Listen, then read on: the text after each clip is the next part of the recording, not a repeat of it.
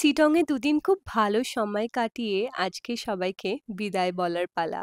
মাত্র দুদিনে এই কটেজের মানুষগুলোর সাথেও খুব ভালো সম্পর্ক হয়ে গেছে। শিটং থেকে যাওয়ার পথে আমরা কিছু সাইট সিন করলাম, যেমন যোগী ঘাট, তারপরে রবীন্দ্র ভবন। এই ট্রি হাউসটা দেখে তো আমার উঠতে ইচ্ছা করছে, উঠতে দেয়নি বলে আমি মন খারাপ করে মাটিতেই বসে পড়েছি। আমার মন খারাপ দেখে রাজীব আবার ভাইরাল মাংকু ভাতের অ্যাক্টিং করছে। ফাইনালি পৌঁছে গেছি দার্জিলিং এর মল রোড। এখানেই আমাদের হোটেলটা।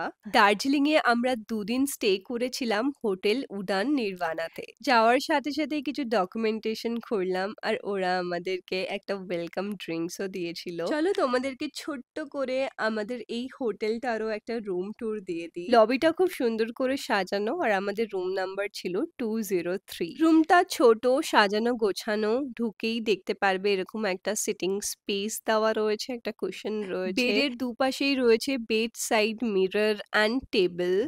বেডটা কুইন সাইজ, কিং সাইজ নয়।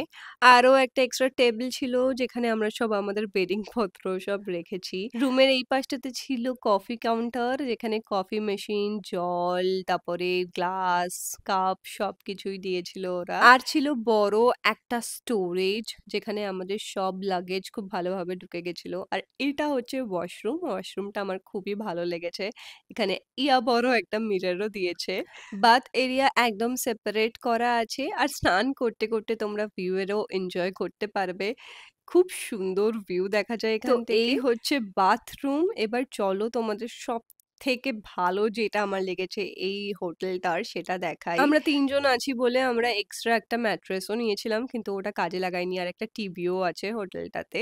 তো সব থেকে ভালো সেটা হচ্ছে ব্যালকনি থেকে ভ্যালি ভিউ।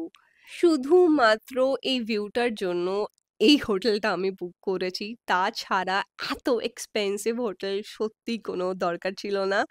বাট পুরো valley view and Darjeeling city view দুটোই ব্যালকনি থেকে দেখা যাচ্ছিল। খুব সুন্দর লাগছিল।